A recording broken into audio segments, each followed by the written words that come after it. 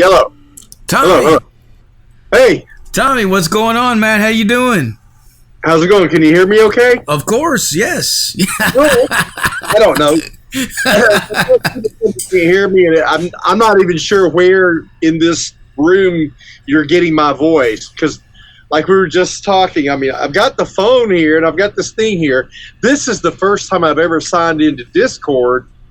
But you call? Okay, it says Facebook over here on this screen. So this is what I do all day. This is my life. Yeah. Like trying to figure out how everything works all the time. Yeah, well, I mean, if you have it on your phone, that's how I'm talking to you. Like I've closed out my my browser for Facebook, and I'm just talking to you through my phone. But I have. Oh, okay, yeah, I didn't answer the phone. I answered on my second screen. I answered there. That's fine. So I'm talking to the computer. Apparently, it's working. It sounds great, man. Okay, everybody tells me. I mean, every now and then somebody will say they can't hear me, but most of the time I'm just sitting at my desk, and the screens are like. So the microphone for the screen is like, slightly more than an arm's length away, but they tell me they can hear me, and I'm like, I guess. Well, I've got it hooked up to where my phone is actually plugged into my mixer, which then is going into my interface, so it's actually running through a compressor, so everything sounds pretty, like in my headphones right now when I'm listening, I can hear me, I can hear you, everything is like perfectly balanced, and it's... Right, I'm using headphones so I didn't feedback no matter what happens. Hell yeah. I have all the sound turned off except the headphone, but... Yeah, so much fun. And then I got on this Discord, and I was like, what kind of name do you put? I don't know. Everybody has handy-dandy names. I see Sarah's Diary of Metal. And I'm just Zach Moonshine. You're Zach Moonshine. That's already a thing. Yeah, right? I said, do I write Tommy Stewart, or I don't know. In some things, I use Dyerwulf Man. Sometimes Dyerwulf Man too. And hey, we know who you are, dude. I figured it'd be okay for this. I'll just start from here and see what happens. Yeah, they've been telling me to get on Discord. Who was it? Shane Murray from They Watch Us from the Moon. He was lately telling me that I should get on that. Being a part of the MDC coalition. Yeah, and they're all on that together, and yeah, there's all kinds of groups on here with thousands of people in them, man. Like there's all kinds of like these miniature networks within the bigger network, and it's like it's massive. It's like its own little ecosystem of cool. Whatever. But like, yeah, it's cool, man. It's they come up with new stuff all the time. It's different. I like it. You got to learn all this new stuff, but I kind of like it. There's something new all the time to mess with. There's some things I haven't messed with that I'm not sure what they are, like something like Blue Sky, Lemon 8, and there's some new things that I haven't even checked out, but I need to. Yeah. I never do get on Twitch. Yeah, I've never really, I mean, I've thought about it, and like it would be cool to have a webcam in here and be able to see. Like, it kind of would be cool to turn this into like a video type thing where I could have a camera on me and a camera on whoever I'm interviewing, and we could see each other, and that would be pretty cool, man. It would be different. It would be cool though. Yeah, when I initially talked to bands and talked to them about signing them, I'll talk to them a little bit, send them the proposed contract, and then we do a full band Zoom meeting where we can see each other. I think it's much more effective to be able to see each other. You should, yeah, especially for that. Like that's like that's serious fucking shit, man. Yeah, every time. I mean, we can keep it to email if they want. And we can do like Q&A. I'll send the contract and then do Q&A, whatever. But a lot of times those negotiations don't. They end up being. They don't seem like they turn into a lot of negotiating if we don't just talk to each other. Yeah. And I'm like, all right, but at least there's a record of it. If we keep it in an email thread, there's a record of everything we're saying. But it seems like those turn into these longer negotiations. Well, you can record the Zoom meetings too, I do. I always record all the Zoom meetings I have, whether just assume if you're talking to me and you can see me, I'm recording it. Yeah, I guess, and then you could run it through one of those programs and like download the fucking transcript of it and have a text thing of it, But I guess you could. But yeah, I mean, email is good for certain things, definitely, because like you said, you have a paper trail and it's easy to go back and look over things and be like, okay, this is what we said we're gonna do. This is what we're gonna do, and yada yada. But that's kind of the whole purpose of a contract is not to be. It's to have a list of, okay, we're going to do this, and you said you agree to this, and I said I'm going to do this, and you said you're going to do it. It's just simply a plan. Yeah. It's that's all a contract is. I don't see why you couldn't use one. When people don't like to use them for live shows, I go, why? When I have used them, they just simply had the address of the place, what time load-in is, and who exactly is going to pay the person at the end of the night. And it really is just a set of guidelines. Yeah. Nobody's sticking it to anybody. Yeah, we do a similar thing with the PR thing, like as far as like the main logistics of it and everything, I like to keep it mostly in email so that we have a record of everything so that we can we can check it all out. But at the same time, there's a lot of bands that do want to have a phone call at least, and talk just to kind of get to know each other, and I don't mind doing that either, like it just depends on what people want, I feel like I'm talking to robots when I'm doing the email only, and I want to see people and hear some inflections in the voice and see some hand waving, and then you kind of really know somebody. Yeah, or better anyway. I mean, yeah. It's funny. Even to this day, still some people will contact me and they'll be like, "Can we have a phone call to see if you're real and shit?" And I'm like, "Yeah." I know, man. I know. I've got friends that prefer phone calls over. We'll messenger back 2 or 3 sentences, and after about 4 or 5, if we start getting kind of heavy, they go, "Can I just call you?" And I go, "Yeah, just call me." Hell yeah. So what's been going on, man? What have you been doing? I know this new track is badass, dude. I love it, man. Cool, man. I'm glad. I've got some mixed feedback from it because so today, thank you. So today it came out, right? And when your band comes out with your album or your new song, your single, this is a single. So my politics are my own. All right. So I have had. Well, let me tell you this first, so that you'll know where I'm coming from in the song. The song lyrically is about. It's not about politics. So I was pitching to various playlists today and everything, and I had some feedback from them. Some of them, and it was kind of a shock to me because it made me realize they don't really know what I'm saying in the song. I said, maybe I'm not clear. I often am not necessarily that clear in the lyrics. I get it. I leave it a little open-ended so you can get your own thing out of it. But, so anyway, they said, they turned me down because they said, well, we don't want to have a song about politics. I go, it's not about politics. Just because it has the word politics in it doesn't mean it's about politics. I thought it was about politics. I thought it was like about not being about politics. I thought it was like about that's it. Basically saying, that's a personal opinion and I don't want to talk about it, sort of well, thing. When I see everybody talking online and, they're on all the media and the Facebook and this and that, and they're all talking about, especially on Facebook where people can ramble. Mm-hmm. Instagram, not so much because Instagram's more image oriented. So, I love Instagram, by the way. For all of them, I like Instagram better. You're just sort of, here you go. Yeah, you're just, no big rambling. But in Facebook, so people can write out paragraphs if they want to. And they get on there and they have a side they want to take and they want to wave one flag or the other flag and they want to talk about it. That's their right to. And I agree that there should be discussion and all that. But personally, this is since I wrote the song about expressing myself, I personally do not like sharing my political opinions. I like keeping them private. I've always been a little bit of a private person. You would think I'm somebody who talks a lot, gets out on stage, says stuff to, hundreds or even a couple thousand people every now and then and things like that. you'd think I'd be talking a lot about politics, religion, or these are the things that I don't talk about. I've never written songs about some of these things because I don't share them.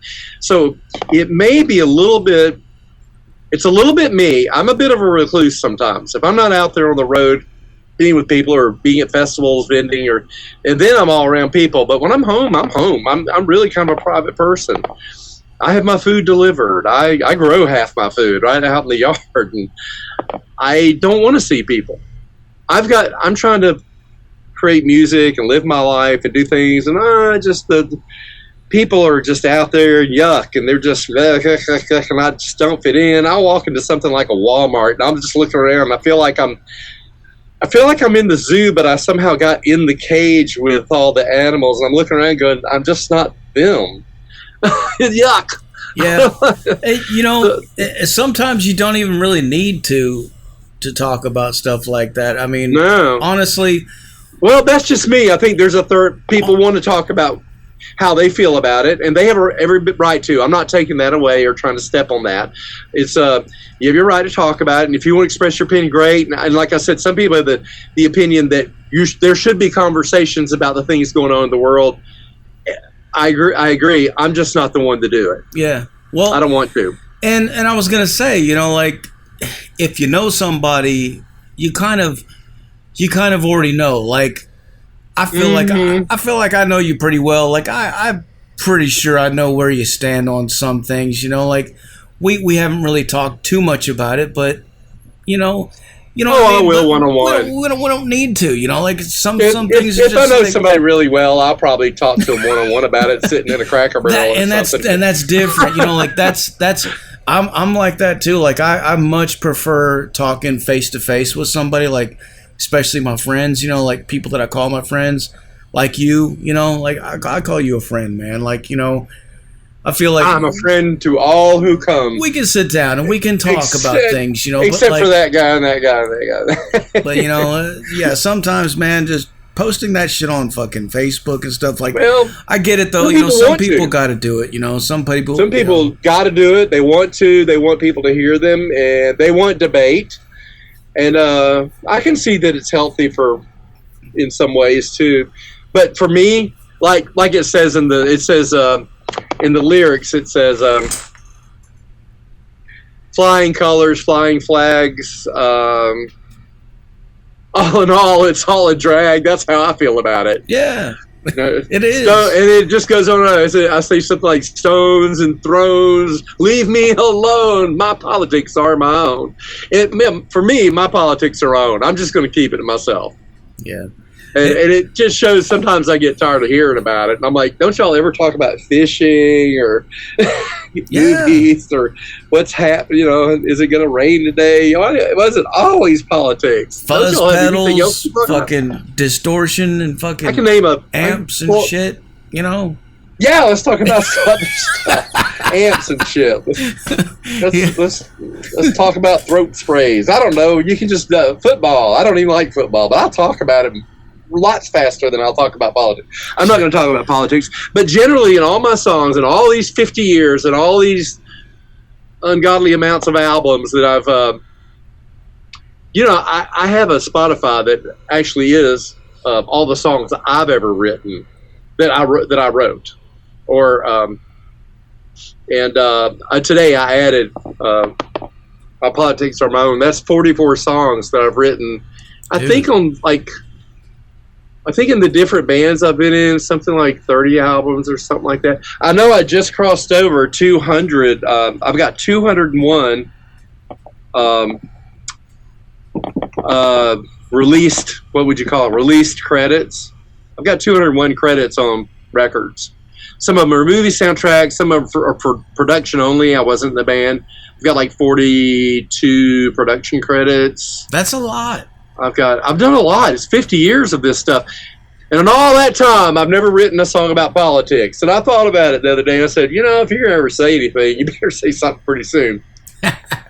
Well, you don't have to, man. Some bands do, some bands don't. I mean, it's just, it doesn't. Well, I decided my statement is going to be that I'm not going to make a statement. How's that for a statement? There you go. That's my statement, is not for you to know. But now you've essentially jumped into the fucking ring because they're gonna pounce on you, man. They're gonna be like, oh well, you fucking. Yeah, I kind of didn't know. I didn't know how. I was a little afraid of it, and I kind of liked it for that because I was like, okay, now when I say this, what on earth are people gonna? And sure enough, I did get some mixed feedback. Mostly people, and a lot of the feedback was today has been. Let's see, I'm such a numbers guy. I made 129 posts today on various like different sites and groups. So I made 129 posts and probably, but anyway, for submitting to things, I heard a lot back from that. Pretty much everybody. Most of them liked the song, or even when they weren't going to use the song, they liked what it did. It just didn't fit their station or whatever. One of them said it was too thrash to be on their Stoner Doom station, and the other one right next to it. I'm reading them right next to it. Oh, come on, really? It said this is a Doom song, and might fit in Stoner rock, but because it has the thrash element, I'm not going to use it. And I went, oh no, I'm in Richie. I'm in my buddy Richie Randall's corner now with the Grave Puffer thing, where people won't do things with him sometimes because he's got everything in there. Well, look at like high on fire. It's not sleep. It's fucking fast, man. A lot of High on Fire is fast, But at the same time, it still gets pulled into the Doom world, because it's from Matt's perspective. It's probably similar to mine. It's my perspective is that. I don't really see a separation between things I did, let's say, on Hallows Eve Monument or Tales of Terror to what I'm doing now. In fact, I think my politics are my own could have very easily have fit on one of the first 3 Hallows Eve albums. Yeah, you were telling me about that. I really think this is basically, when I wrote it and I started playing it and I did out the track and I went, this is basically a Hallows Eve song. I don't know why people think it's so much different, but to me, for being myself, I'm thinking no matter what band name or who I was playing with, to me, I've had one long career, and I just out of force of giving people something different to make it seem like a different flavor. I had to name the bands different things, and there were different people in the band, whatever. But to me, it's been one long songwriting career, and I'm not really trying to be one thing on the other or the other on these albums. It's just how I feel that day or how I felt that year or whatever. Mm-hmm. If I'd kept using the name Hallows Eve, you probably would have seen half this stuff again anyway. It's just been under Hallows Eve instead of Dyerwulf or Clutch Cargo and the Pressure Plates or whatever business I'm going to be saying it is now. It's still me.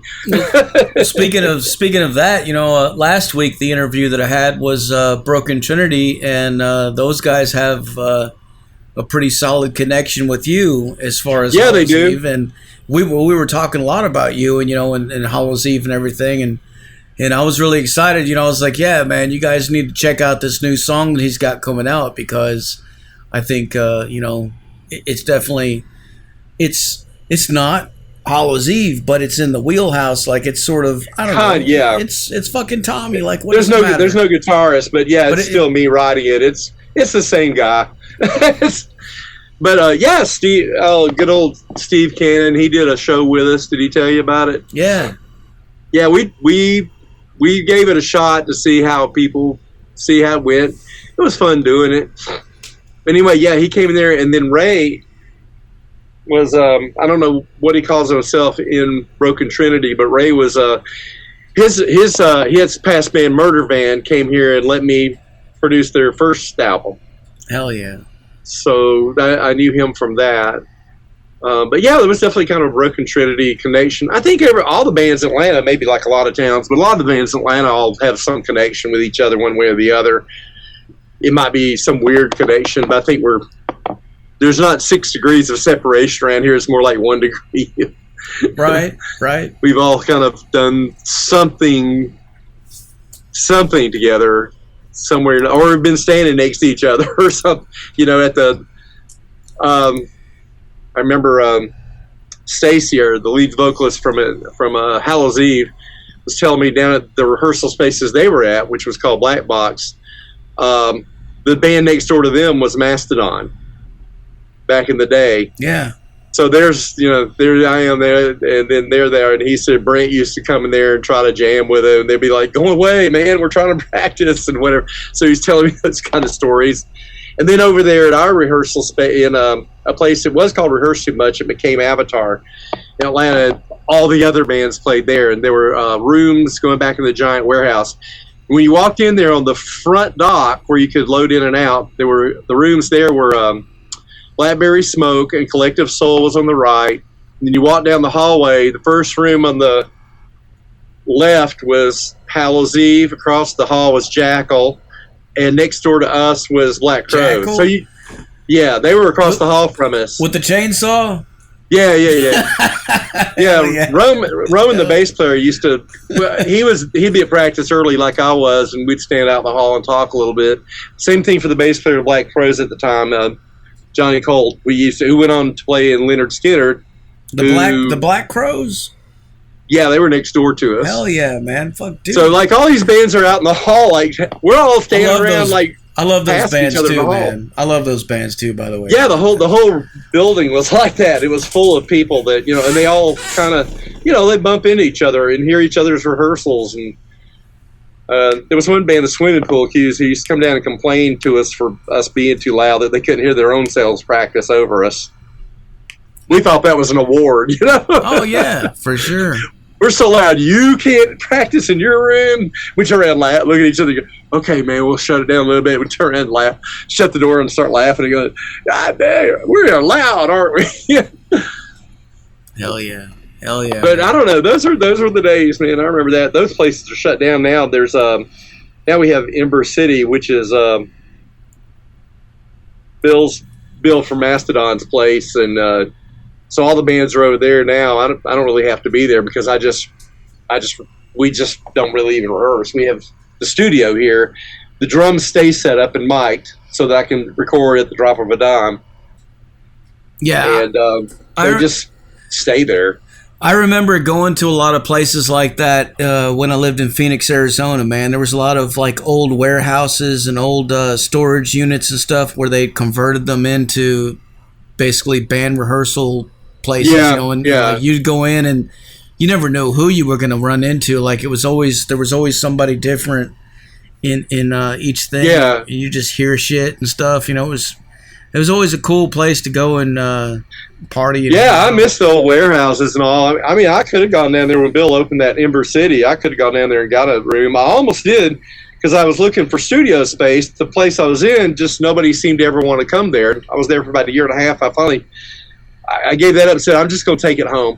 Is that even still a thing? Do bands still do that, or is it all warehouses? Yeah. The one in Atlanta everybody's at is Ember City, owned by Bill Clear from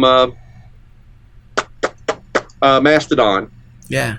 And so and there's a studio down there called West End Sound, run by a guy named Tom Tapley, and all the bands are in there rehearsing. There's a studio, and there's a guy in there who makes pickles too.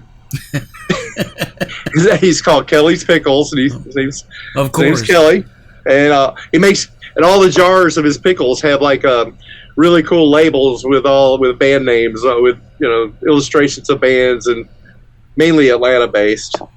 So pickles are great for that's a great thing to if you drink a lot. Pickles are a really good thing. Yeah, he shows up at shows with his table of pickles, and he sure does. At the end of the night, man, just eat a whole bunch of pickles, and you'll feel a lot better in the morning. I just read what somebody said. I don't know, y'all think we should just have an all-night Tommy interview story session night, because I'll talk, man. I always think I don't know what I'm going to say, but you know what? I don't think about what I'm going to say when I go into an interview. I just chat, whatever's going on. Yeah. I saw earlier you said something about the bass part slamming in there. The recording process for that song was interesting because I never kept a scratch track before. I've used a scratch track within the song before on occasion, sort of buried in the mix. And I'm going, it's not too bad, no. And it could be used as filler, pieces of it and whatever. In the case of this song, so the way I work with the drummer is that we don't have practices. Like, bands get together and have practices, they jam, and I don't have time for it, honestly. Can you play or not? So what I do is I sit down and so what I did is I made for this song is I made a click track going all the way out to about, it's a short song, about 3 minutes and 12 seconds. So I made a click track going out, and then I set up my bass to record it, which probably took longer than actually recording the track. And then I just played out the song, not even thinking about it being. I'm just thinking it's a scratch track for reference. And so I was click, dum dum dum da da da da da da da da da da da da da, and I have to really hit those strings as hard as. I mean, I am hitting it like somebody's. I almost have my right hand in a fist doing it, holding a pick, but I'm using it like a fist, and I'm just hitting it so hard that I actually scraped a big old place. I've done this a lot, but usually I'm being more gradual about it. This one, I immediately just broke open a place by the end of the song. Just about 3 minutes later, I had a bloody finger. And I looked at it and I said, well, I'll tell you what, when you record this, you're going to have to do it in 1 or 2 takes, because you're not going to be able to play 4 and 5 takes with it wide open, or you're going to go get stitches. That's badass. So I sent it. So what I do is I send Joseph the drummer the click track about a week ahead of time, and the one I did the part twice. I did the part twice to have 2 tracks, so I could get a little bit of a stereo effect later, just in case. But I did do it twice, so there are 2 tracks. Which is not very many for me. I mean, usually there's only 4 to 8 bass tracks. There's only 2. So anyway, and then I sent it to him. So he's got a scratch track and a click. And then he came back and sat down, and I said, okay, we checked the mics and all that, and got level checks, and everything was pretty much right from last time. I'll leave it the same while he's gone. And he sat down and he did it in a take too. And I went, this is like a magical song. This is one of those magic songs that's supposed to be. Because I wrote the lyrics and I paid no attention. I just wrote them right down. When I sat down to do the vocals, I had not written the lyrics yet, but I had the ideas of it in my mind. And I sat down with the vocal mic and I said, I listened to his track. He played it and I went, that's good. That's good. Stop. You're done. He just sat down and did it. No, this is why I don't bother with practice anymore. Because if you can personal practice at home. So he personally practiced it at home. And I, already knew how to play it. So and he showed up. So the bass track was the first time. That was the scratch track, what you're hearing on the record. And then he came in and did it. And then I pulled up a mic, my nice new trusty, right here in front of me, my Newman U-mic. I've got a Shure SM B7 over here too. I like both of them, but either one of them I just pull over in front of me. They're on arms. And set a piece of paper in front of me, and I just started writing and listening to the song, and I just wrote, ran it again, wrote, ran it again. I just kind of wrote it right down in order, and then I pulled up a mic and sang it, and I went, this is that. When you can do that, it's not because you're so brilliant. It's because the song's somewhere, it's already written in the universe, and you just pulled it out of the air. Yeah. And it was sent to you, man. Well, and it has that raw feeling too, like it's not overproduced. It's not fucking, it's not overly. Pretty straightforward. Yeah, it's just the only thing weird. There was a little bit of a thing to do was, so in there we've got. I left a nice little spot to put a lead spot, and I had it in my mind all along that I was going to have a spot there that was going to be basically a breakdown, different than the rest of the song. So I contacted, and I hope you had time to do it, I contacted Caleb Reiser from Black Moon Cult. Yes. Who's like a little virtuoso that if y'all don't know about him and Black Moon Cult yet, you're gonna. He is phenomenal. They are phenomenal. They're phenomenal. They're just phenomenal. If you haven't seen them live, go watch some videos of them live. They're on tour right now, and I'm sure they're putting out little videos, little snippets of the show. The three of them together really remind me of the Raw earlier Rush.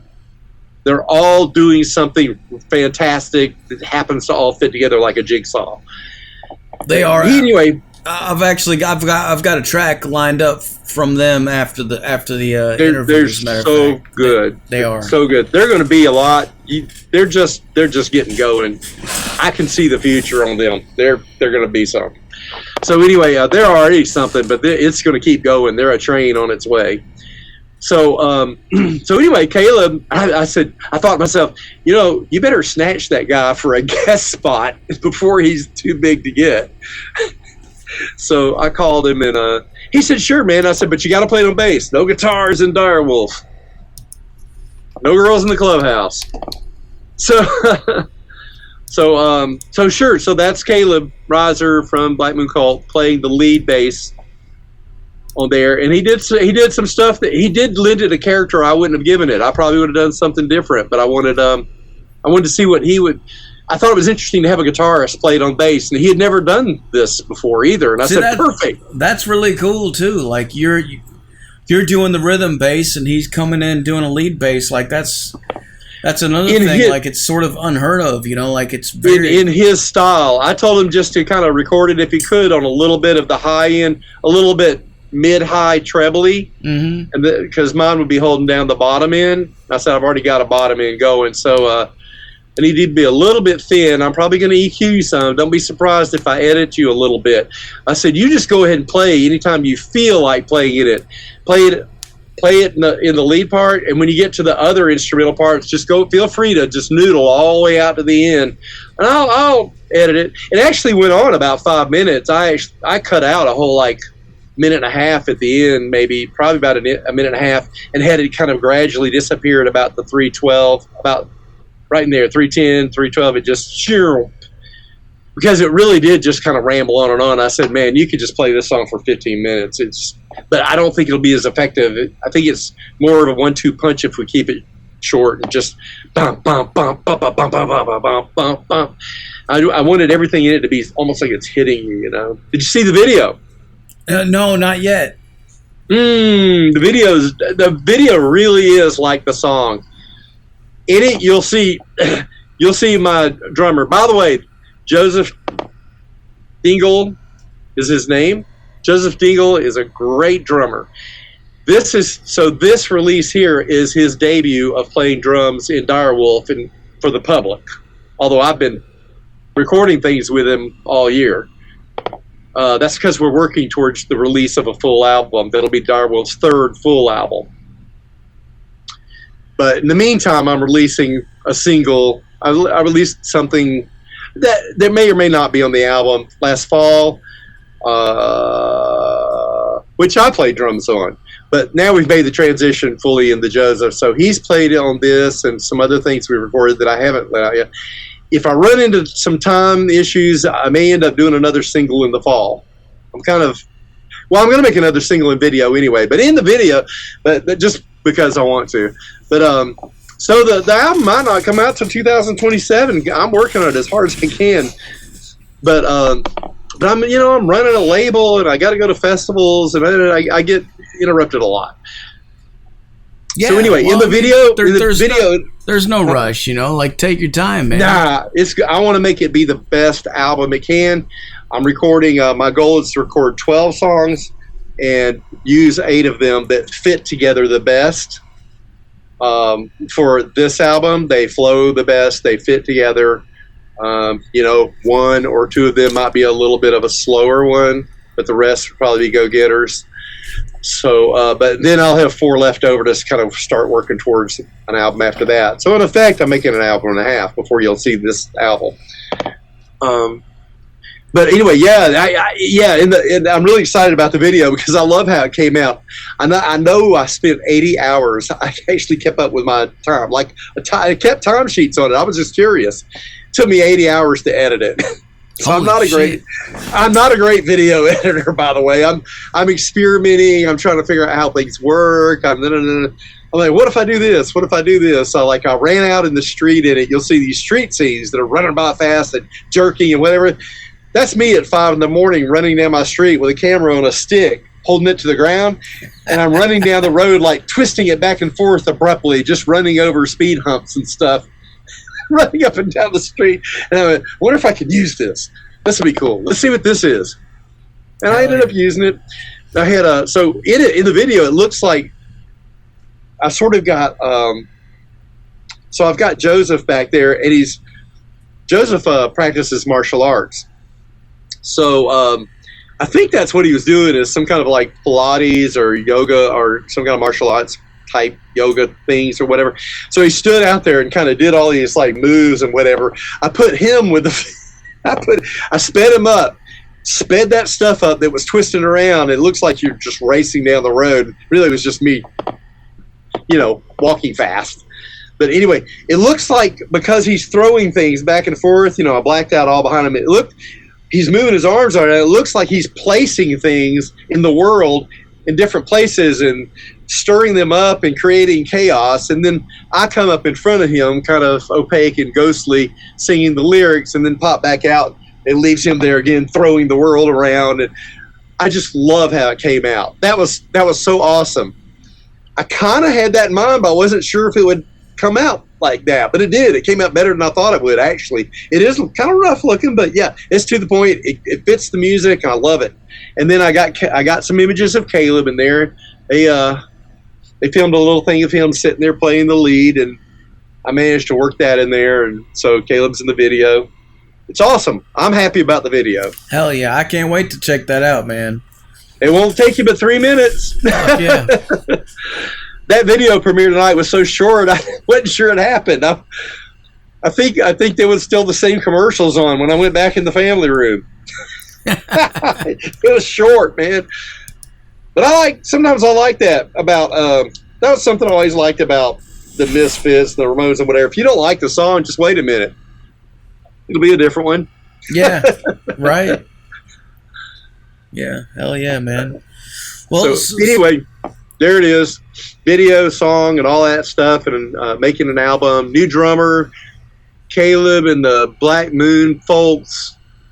There's so many festivals going on. I've been sponsoring it. Tonight and tomorrow night is the MDC, is it Stoner Doom Festival 3? Tonight, they got, tomorrow night they got Year of the Cobra, Black Moon Cult, Ghost Pipe. Tonight I know there's Cobra Noise. They watch us from the moons, kick things off. That was going on tonight in in Lawrence, Kansas, I believe it is, at the Bottleneck. I'm doing all this from memory, so. Hell yeah! Yeah. What else? What else do you have that you're cooking on, man? What else is all coming the festivals? I got to keep my mind on the festivals a little bit. I signed up this year for about 7 festivals that I'm helping sponsor for Black Doomba Records. I can't be at all of them. We're showing up at 4 of them. Laura and I are showing up at 4 of them to do vending. And I'm looking for the very next one is the Nights of Doomfest in Frederick, Maryland. Hell yeah. Sort of formerly known as Maryland Doomfest. Right. This is 2 days. And that's, let's see, I believe it's the 3rd weekend of June. Frederick, Maryland. It's, I think it's 2 days of it. And I'm playing. So I'm always kind of surprised when I'm playing. I go, I get to play. I'm sponsoring it. I'm there. I mean, the only thing missing is my drummer and a space of time for me to get up and be there. You got to tell me to bring my equipment, or I don't know, But so okay, yeah, I'm playing at that one. That's that one, and then there's the in the middle of July, I think the 17th. There's a 2-day fest called Asheville Doomed and Stoned. I can't name one of the bands in that one, but that one's in July, and then September there's the. This is one for vets. It's something like kayaks for vets. It's for veterans. It's for kayaking. I don't know. They combined it, and they have a beard contest. It's called the Beard Battle. It's in Ohio. Nice. The Buckeye Beard Battle. That's it. It is in September, and we'll be there. And a bunch of Black Doomba bands are playing. I think Megaton Communion's playing. Grave Next Door. I'm playing. There's that one. I'm excited about. And there's no Metal Devastation Festival on October 11th this year, the second weekend of October. But that opened up the window there. I go, really? I'm not booked in October? I'm always booked in October. Either I'm playing or going to festivals or doing something. I'm always booked. I can't do nothing. The answer is no. Can you go? No, because I'm booked in October. But guess what? I'm not booked now in the middle of, in the second weekend of October.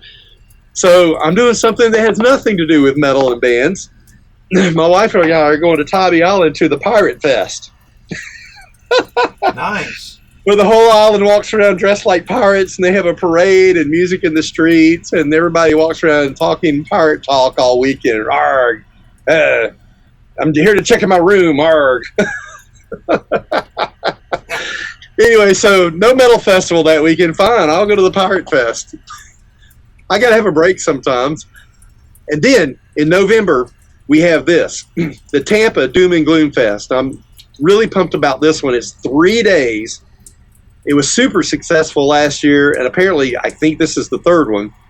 So I'm sponsoring that one, and I'm sort of an extra main sponsor. I'm going to have a 10 by 20 foot pop-up store there with tables. I'm going to have all the band stuff on the label there, and just fun stuff. I'm going to have some paintings that I did there.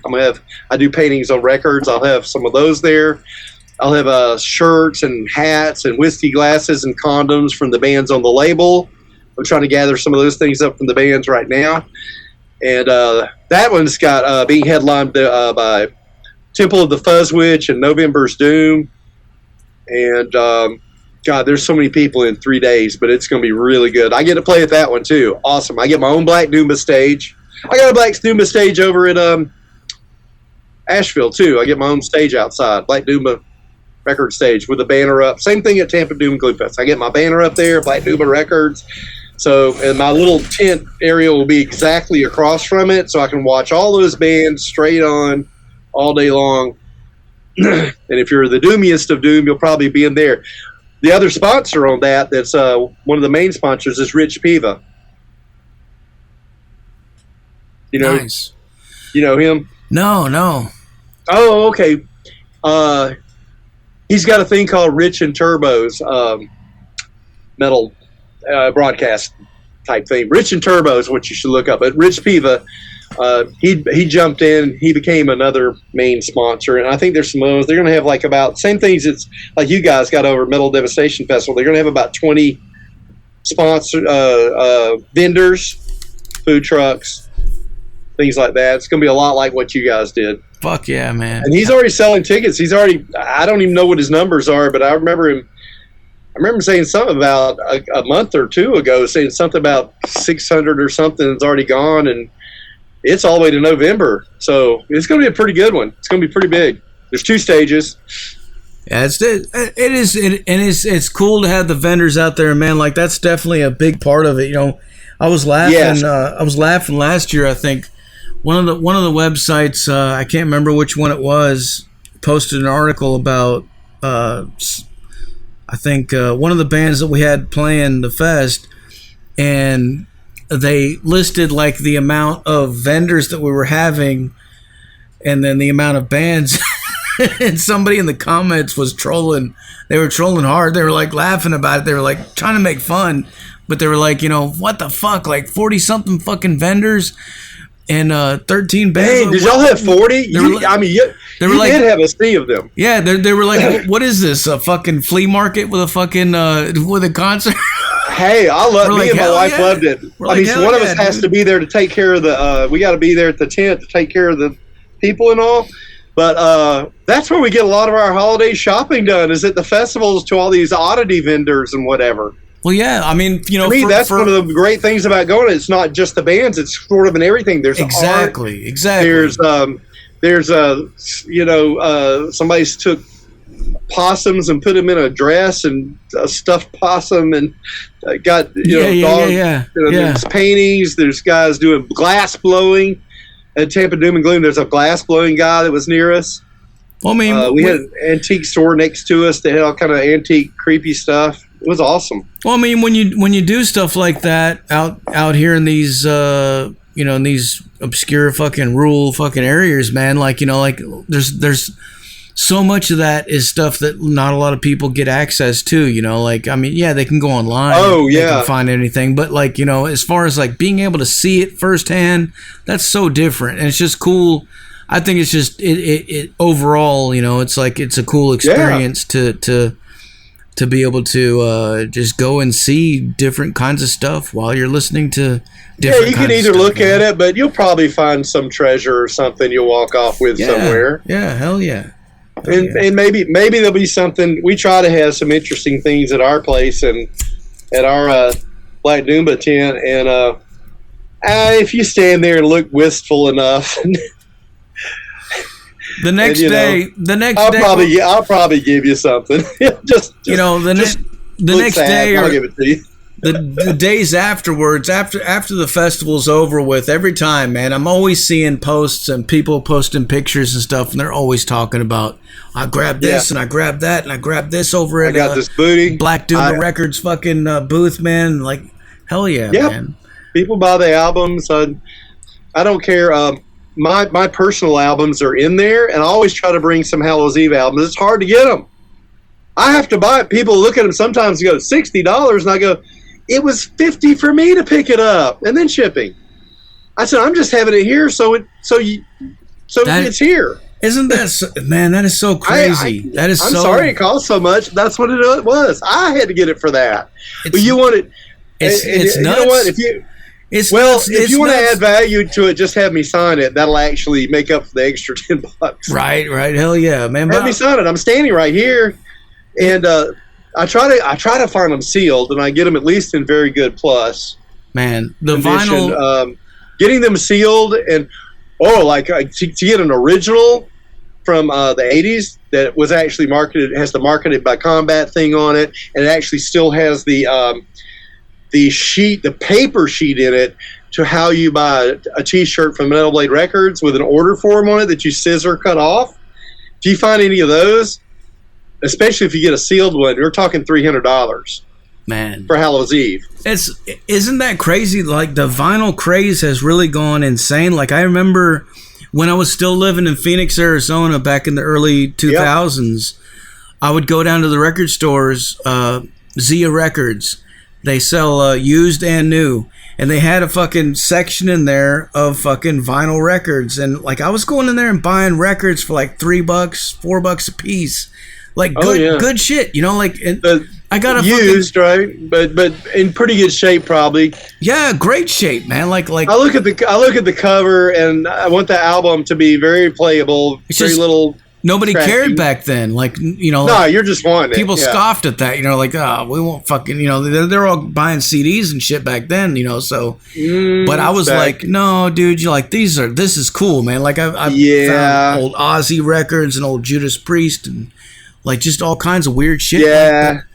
Like I remember one of the bands, and we were playing Slaughter Fest, I think it was, where here in Atlanta, and a guy came up and saw me with all the records, and he turned around and remarked to one of the guys in his band, he goes, that won't mean anything real soon. That's just a fad. And I blurted out, I said, it's been around since like 1910. It's not just a fad. No, it's always going to mean a thing to us. Somebody's always going to want to buy a record. Yeah, to those of us that really actually like them, that actually listen to them and fucking love them, like, it's always going to, like, I got records, like, I got old Black Sabbath records, originals, man, like, from before I was even born, and they still sound fucking great. Yeah, they still sound perfect, man. Old Led Zeppelin records. They sound like records. I mean, they don't sound like. And I gotta admit, I'm just like everybody else. 80% of my listening is done through streaming and probably in the car most of the time. Right. Spotify. I do, and probably walking around the house. I wake up in the morning. I turn on my phone. I want the house is real quiet, and I kind of like it that way. Laura, my wife, is asleep, and I'm trying to be quiet. I'm making coffee, and I'm being quiet. And the cat likes it that way, too. He doesn't like a lot of hubbub either. So we're walking around together, making coffee and having cat snacks. And, but sometimes I walk around with my phone, and I pull up Spotify on my phone, and I'll play in my house. Like, I don't have all kind of, like, there's a whole studio here, and I'm walking around with my phone with it on very low. But I'm listening, but I'm streaming all the time. But I still have the albums. I buy them a lot of times. I might not even play them. I just have them because usually when I collect an album, there's something collectible about it. It's why I got it. Mm-hmm. Yeah, the artwork and the the lyric sheets and the pictures and stuff inside. Some of them come with posters and like it's cool. Like for a special occasion. Like someday, one of these days, you just feel like sitting down and putting it on and listening to the Kraken Popple. And when I'm doing yeah, it's cute. When I'm boxing things, I do it in my front room where there's a little stereo, and I'll put on a record in there. I do have some that I've never opened. I have a special box set of Celtic Frost / Triptychon. With the orchestra. Nice. It is the band with orchestra, and it's I think it's a triple album set. It's still sealed. I've never opened it because they probably didn't make a lot of these. I'm just not even going to open it. If I want to hear it, I can stream it, but that's one of them I'm just not going to open. I don't know why I get things like that. But it's one of my favorite things I have. It's to collect, man. Like it is to collect. It's like people, some people collect baseball cards and shit.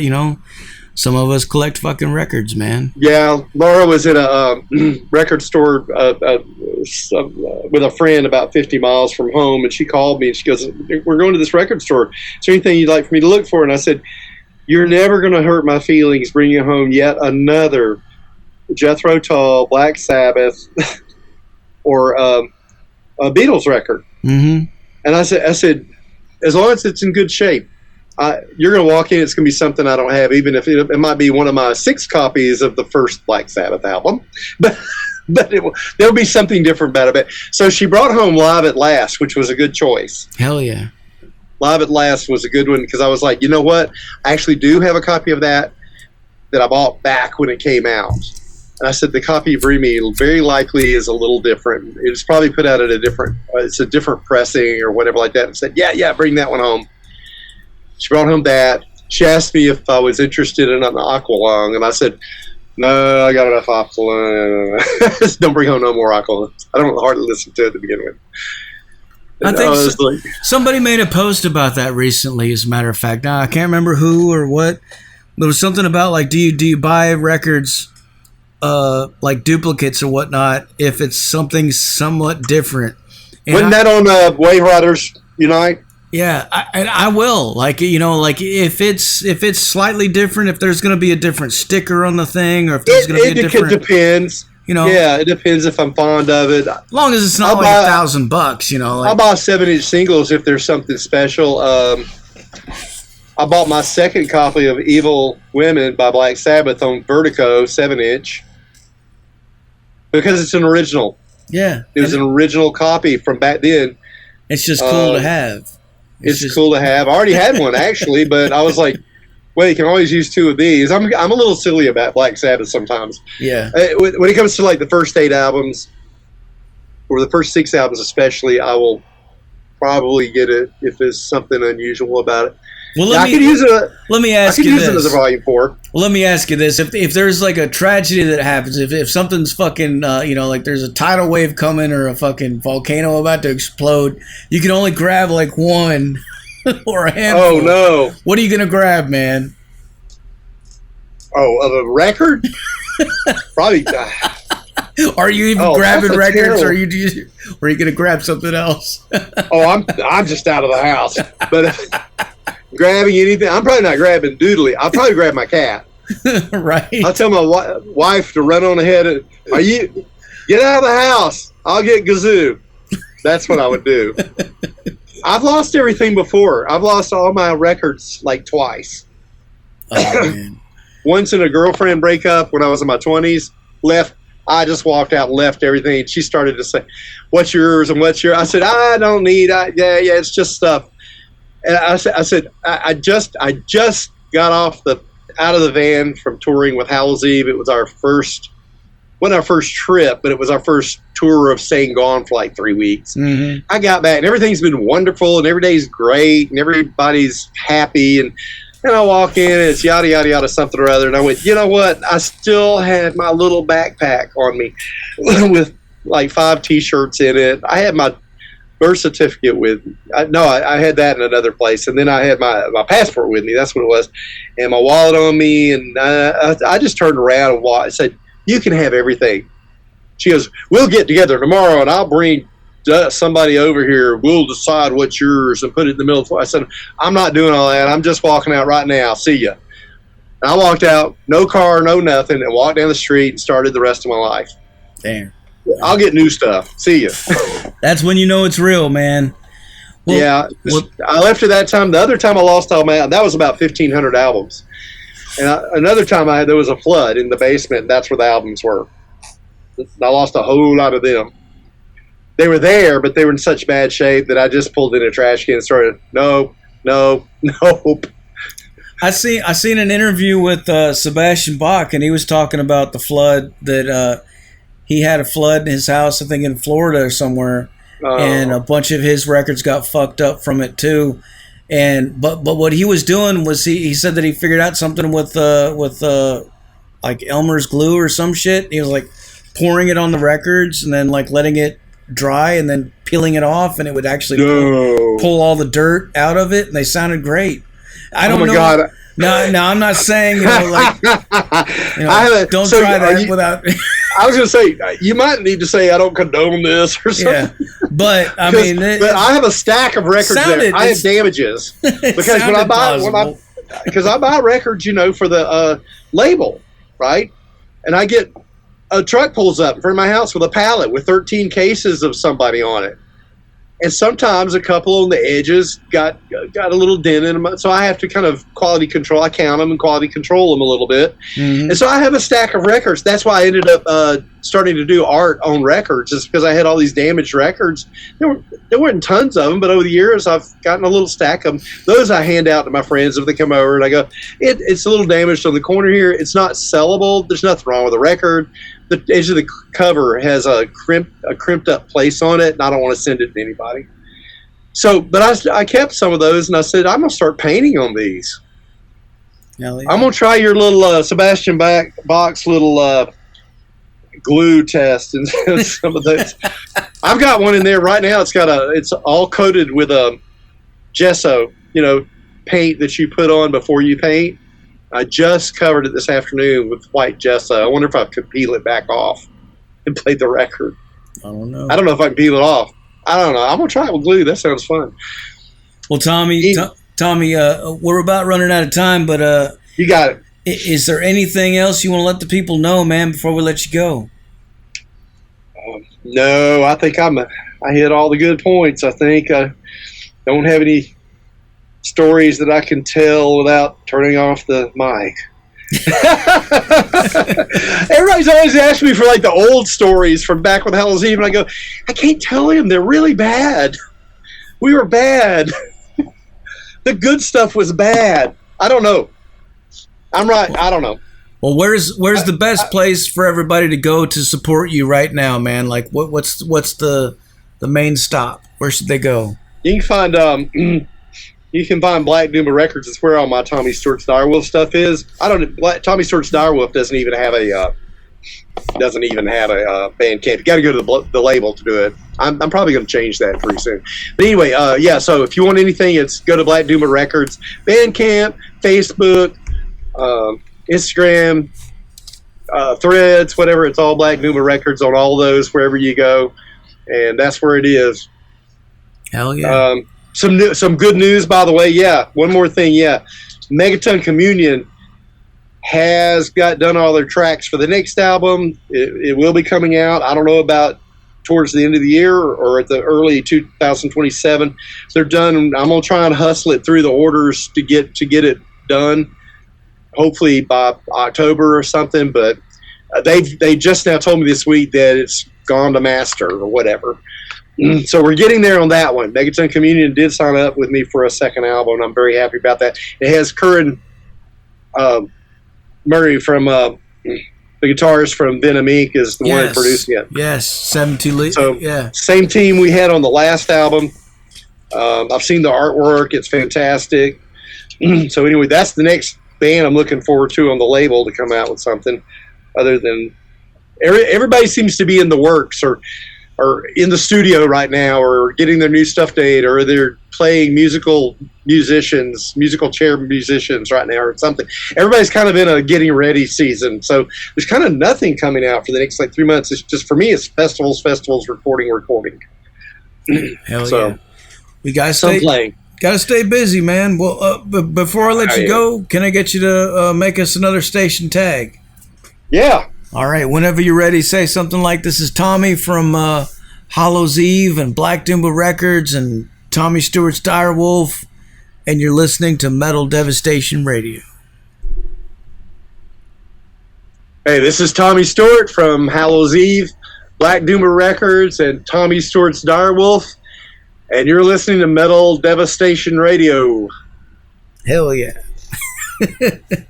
Well, Tommy, thank you so much for taking the time to talk to us, man. I really appreciate it, as always. Thank you so much. I really appreciate the interview. I love getting on here. You have a great show, man. Keep going. You're the man all the way. Thank you, Tommy. Thank you. You know what I'm going to do now is I'm going to blast some Black Moon Cult for these motherfuckers so they go crazy, all right? Oh, man. Okay, yeah, you got to listen to this. You got to listen to this. Hell yeah. I love these guys. All right, Tommy. We will talk to you later, man. All right, thank you. Bye-bye. Bye. There you have it, folks. Tommy Stewart from Black Doomba Records, Hallows Eve, Tommy Stewart's Dyerwulf, live on the Zach Moonshine Show with Metal Devastation motherfucking radio. Like I said earlier, put your speakers in your windows, put them in your front lawns, put them in your neighbor's driveway.